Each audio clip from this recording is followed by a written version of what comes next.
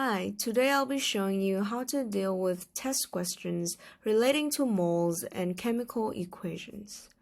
We will start with simple questions that we should be able to solve right away without any problems. Question 1 gives us a chemical equation, which is the decomposition of calcium carbonate. Then it asks us to find the mass of calcium oxide or the product of the decomposition process starting from 20 grams of calcium carbonate. Pay attention to the reaction and some key words in the question. We need to find the mass of calcium oxide, and we are given that 20 grams of calcium carbonate is used. It's better to visualize the information that you are given. First, to find the number of moles of calcium carbonate, we need to find its molar mass. Using the equation relating mole number to mass, mole equals to mass divided by molar mass. Since molar mass of calcium carbonate is 100, we can find the number of moles of calcium carbonate, and it is 0.2 moles. Because in the reaction, 1 mole of calcium carbonate only produces 1 mole of calcium oxide, 0.2 mole of calcium carbonate also produces 0.2 mole of calcium oxide. Then we state that the number of moles of calcium oxide is 0.2 mole according to the chemical reaction. We find the molar mass of calcium oxide in order to find the mass of calcium oxide. The molecular mass is 56 grams per mole. This is how you will present your work and proceed steps by steps. Moving on to the second question, where we are also given a chemical equation that is already balanced. But in this question, we are finding the volume of a gas, not the mass of a solid. Mark out the essential parts of the question. They say the amount of hydrochloric acid is excess, meaning that volume of carbon dioxide will depend on amount of calcium carbonate and is independent of hydrochloric acid. Putting all the information in one place, we have to relate the mass of calcium carbonate to the volume of carbon dioxide. Similar to the first question, we can find the number of moles of calcium carbonate from the mass given. Then, applying onto the equation, we can see that carbon dioxide produced is also 0.4 mole. Volume can be found using the equation. Volume in liters equals to 24 times the mole number of gas. Then we get 9.6 liters of carbon dioxide. The third question also gives us an equation. But the format of this question is quite different because it shows us some statements that we have to evaluate whether they are right or wrong. The first statement states that the number of atoms in 1 mole of methane is 4 times the Avogadro number.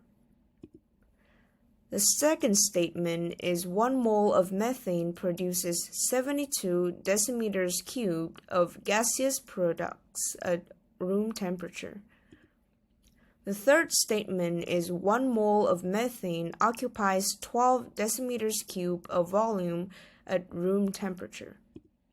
And the last statement is the empirical formula of methane is CH4. Highlight the keywords in the first statement. First, we write out CH4, and we can see that it consists of 1 carbon atom and 4 hydrogen atoms. So methane has 5 atoms in total. So it's supposed to be 5 times the Avogadro number, which in the statement is incorrect. So we can cross the statement out. Moving on to the second statement. We can generate a question out of this statement to check if it was right. What is the volume of gaseous products produced from 1 mole of methane? We also need to pay attention to the condition in which we find the volume. In this case, it is room temperature, so we can use our equation relating volume to mole number. At room temperature, carbon dioxide is a gas, while water is a liquid, so our only gaseous product is carbon dioxide. 1 mole of methane produces 1 mole of carbon dioxide, so it only produces 1 mole of gas. The volume can be found with the equation. That means that 1 mole of methane only produces 24 decimeters cubed of gas, which is wrong in our statement. Then we would cross out the second statement as well. The third statement is like the second statement. Using the same equation, we can find the volume of 1 mole of methane. We should find the volume is also 24 decimeters cubed, which means this statement is also wrong. We only have statement 4, which should be correct, but for the sake of accuracy, we should always check. The empirical formula is the formula that shows the ratio of the number of atoms of each element in a compound. Methane is indeed CH4, so of course statement 4 is correct.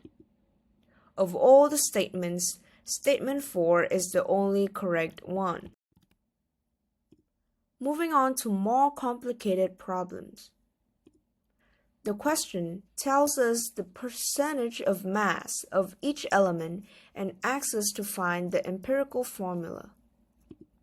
From the question, we know that the substance contains potassium, chromium, and oxygen with A, B, and C as number of atoms respectively. To find the empirical formula, we need to find the ratio between A, B, and C. To simplify our problem, we can assume that we have 100 grams of the substance and find the number of moles of each element in the substance.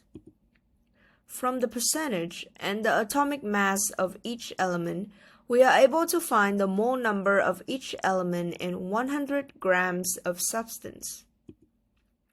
Correspond each value to the ratio of A, B, and C. Using our math skills, we can simplify these fractions into integers. Remember that the fractions are approximately equal to these integer values, since the percentage is already rounded. This makes the empirical formula of our substance K2Cr2O7. If you struggle to find the integer ratio, here are a few steps to achieve this.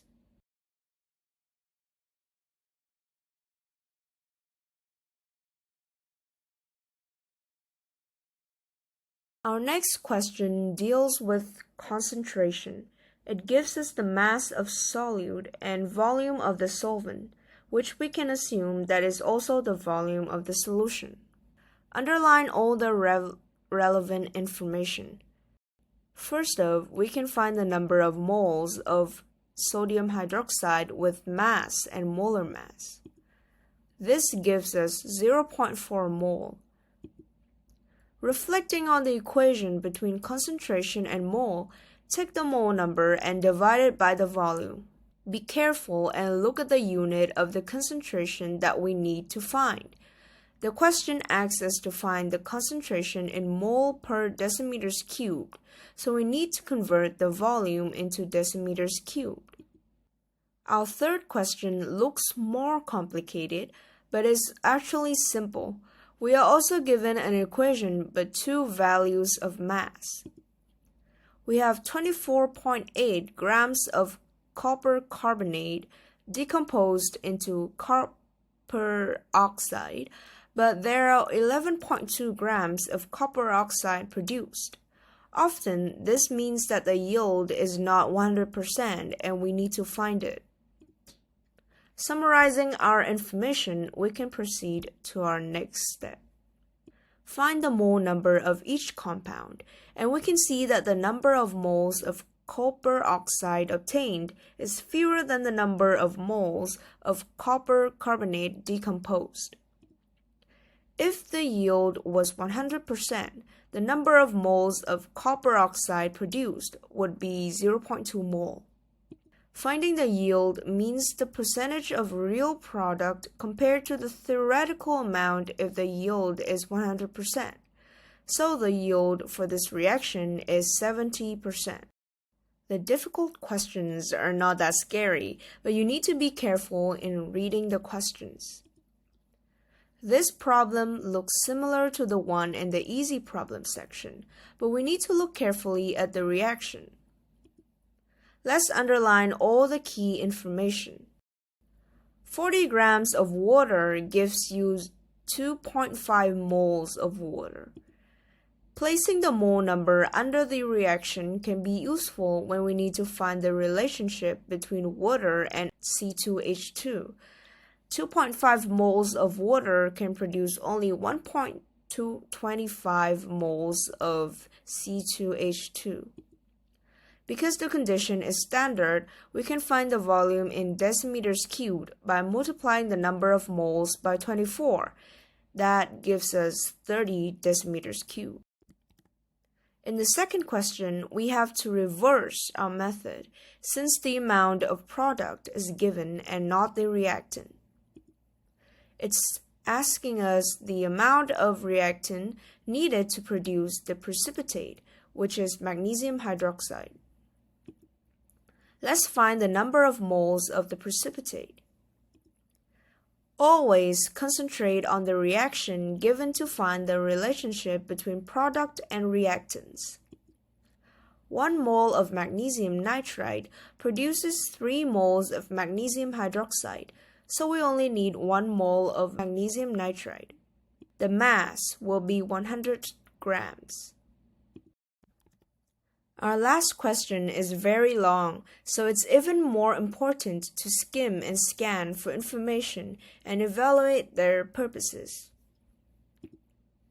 In this, we have several values for volume, 25, 250, and 25, but they are different.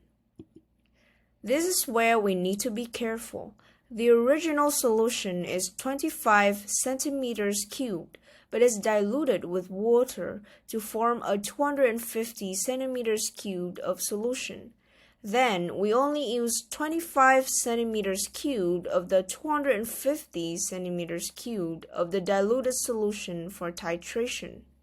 It's best to summarize so that you can see all the information and link them together. Our objective is to find the concentration of our original solution. But first, we need to find the reaction between sodium hydroxide and sulfuric acid. Remember to balance the reaction correctly. From the value of concentration and volume of sodium hydroxide, we can find the number of moles of sodium hydroxide used. This shows us the amount of sulfuric acid titrated. So we have 9 times 10 to the power of minus 4 moles of sulfuric acid. But this is only in 25 centimeters cubed of the diluted solution. So in the 250 centimeters cubed solution that contains all of our original sulfuric acid, the number of moles is 10 times larger. This is because 250 is 10 times of 25. Since the question asks us to find the concentration of the original solution, we have to relate the number of moles in the diluted solution and the original one. Dilution doesn't change the amount of solute, so the number of moles is the same. All we need to do is find the concentration. Some questions may appear longer than others, but they are not to be afraid of. Just follow these rules and you will eventually solve the problem. That's all for today. Thanks for watching and try to practice as much as you can to achieve your goal.